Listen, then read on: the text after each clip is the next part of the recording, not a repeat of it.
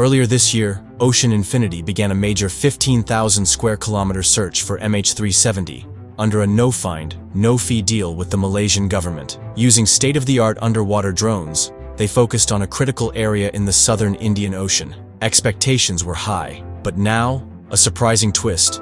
Armada 7806, the main search vessel, has suddenly left the area and is heading back to Singapore. So, what happened? Has the search come to an end? Let's uncover the truth. The disappearance of Malaysia Airlines flight MH370 on March 8, 2014, remains one of the biggest mysteries in aviation history. While much has been uncovered over the years, many questions still remain unanswered.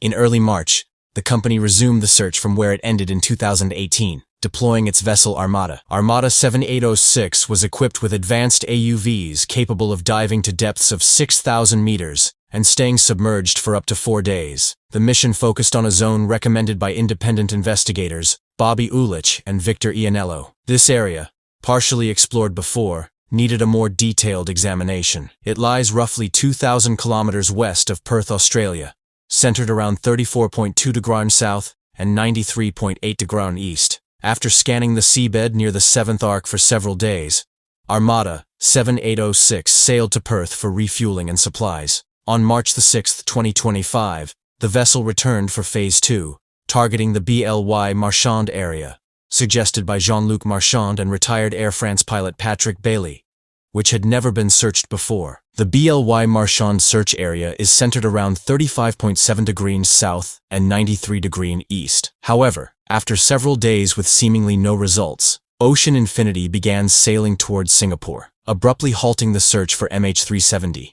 While the company hasn't issued an official statement explaining the pause, Malaysia's transport minister confirmed the current search has been suspended. Right, moving on, the search for Malaysia Airlines flight MH370 by Ocean Infinity has been halted. I think right now it's not the season.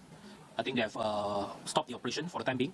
The Armada 7806 was tracked leaving the search zone on March 28, 2025, traveling at 10 knots on a 10-day trip to Singapore. Some believe this move signaled a failed deal with Malaysia, but according to Transport Minister Anthony Loke, the agreement with Ocean Infinity was officially signed on March 25, 2025. Yes, the agreement has been signed. It's still unclear whether Armada 7806 was actively searching before the contract was officially signed, as the vessel had been near the 7th arc since late February. Now, it appears the primary reason Ocean Infinity paused its MH370 search and plans to resume later in 2025, during the Southern Hemisphere's summer, is due to weather constraints in the area. While the return to Singapore might seem like a setback, it's actually part of a strategic plan to restart operations under better conditions. Sources reveal the contract includes an 18-month search window, giving Ocean Infinity flexibility to delay if necessary. When the search resumes, a larger vessel might be needed to cover more ground quickly. Although Armada 7806 is highly advanced, it can only deploy 3 AUVs, compared to the 8 used in the 2018 seabed constructor mission. As of now, it's unknown whether Ocean Infinity discovered any wreckage or debris. It will take several days to analyze the data collected by its 3 Huygens 6000 AUVs. Processing time depends on the complexity. Basic tasks are quicker, while high-resolution 3D mapping or environmental surveys may take longer, especially after data is transferred to land-based systems. As Ocean Infinity analyzes the collected data, key areas remain unexplored. One such location is Broken Ridge at 32.5 degrees south and 96.5 degrees east.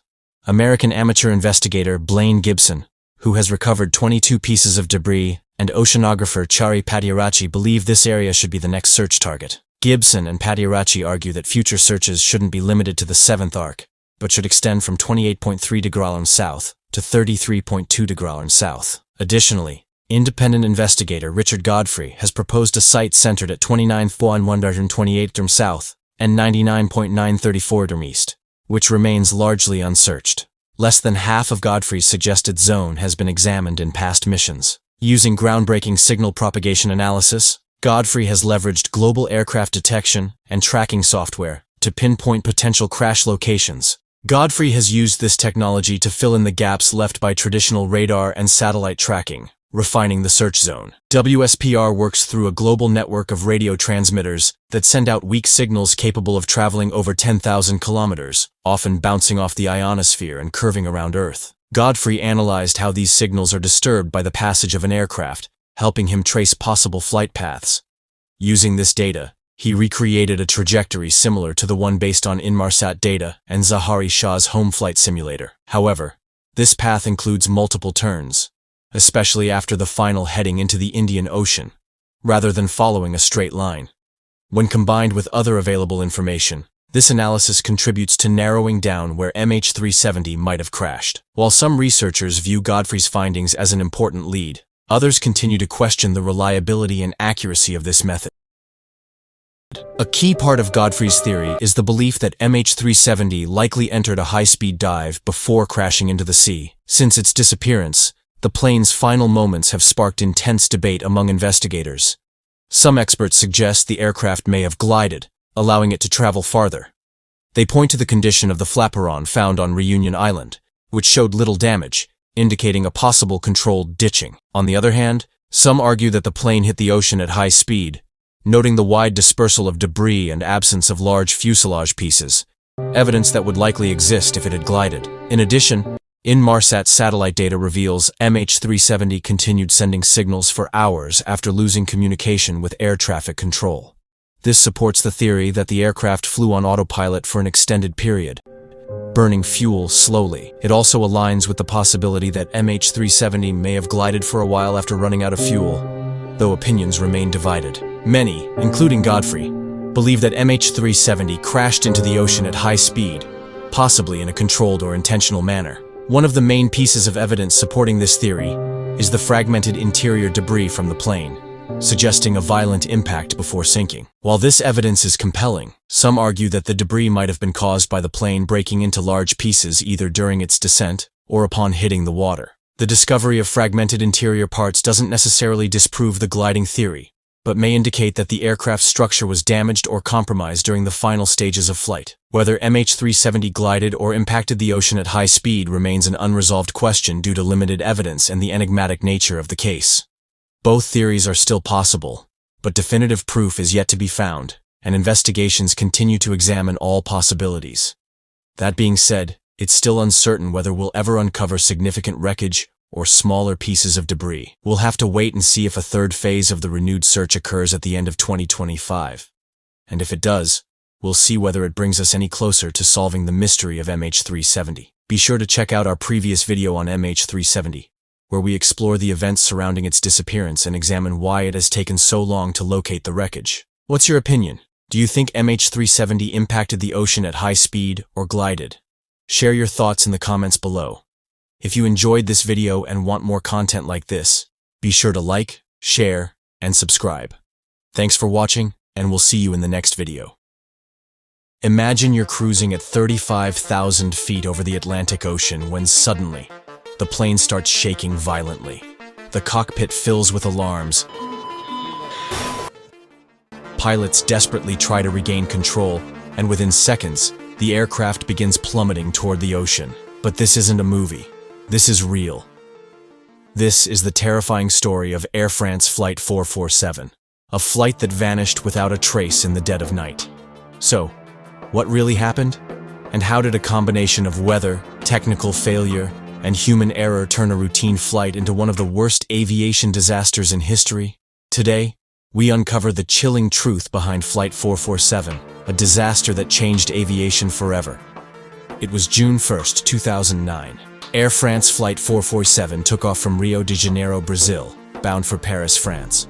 On board were 228 passengers and crew, unaware that they were flying toward disaster. The Airbus A330-200 was a highly advanced aircraft, built to withstand turbulence. The flight was routine, the pilots experienced, and the weather, while rough, was nothing they hadn't seen before. But as the aircraft entered a towering thunderstorm over the Atlantic, what happened next would become one of the most chilling tragedies in aviation history. At 35,000 feet, the plane encountered severe turbulence. The autopilot worked to keep the aircraft steady, but then, disaster struck. Tiny ice crystals blocked the pitot tubes, the sensors responsible for measuring the plane's airspeed. The system malfunctioned, causing the autopilot to suddenly disengage. In the cockpit, alarms blared, and the pilots were bombarded with conflicting warnings. The aircraft was in serious trouble. But the real danger had just begun. The aircraft began to stall, but instead of lowering the nose to regain speed, the pilots pulled up. This was a fatal mistake. Instead of recovering, the aircraft climbed even higher, until it lost all aerodynamic lift. Within seconds, Flight 447 entered a full stall and began its final, terrifying descent. A free fall of 10,000 feet per minute. For the passengers, the nightmare was unimaginable. Some screamed, others prayed, and many sat in silence, helplessly awaiting their fate. The plane was no longer flying, it was falling from the sky. At 2:14 a.m., Flight 447 vanished from radar, swallowed by the vast Atlantic Ocean. The search-shocking discovery. What followed was one of the largest and most difficult search operations in history. For 2 years, search teams scoured the ocean floor, desperately looking for any sign of the wreckage. Finally, at a depth of 12,800 feet, the remains of Flight 447 were found. When investigators retrieved the black boxes, the truth was horrifying. Technical failures alone hadn't doomed the flight. The pilots failed to recognize the stall, and instead of correcting it, they made it worse, sealing the fate of 228 innocent lives. This tragedy led to sweeping changes in aviation training. Pilots now receive better training to handle high-altitude stalls, and aircraft systems have been redesigned to prevent similar disasters. The lessons learned from Flight 447 have saved countless lives, but the heartbreak of that night will never be forgotten. If you found this story shocking, don't forget to like, share, and subscribe for more incredible aviation stories. Because every tragedy leaves behind lessons, and those lessons help make air travel safer for us all.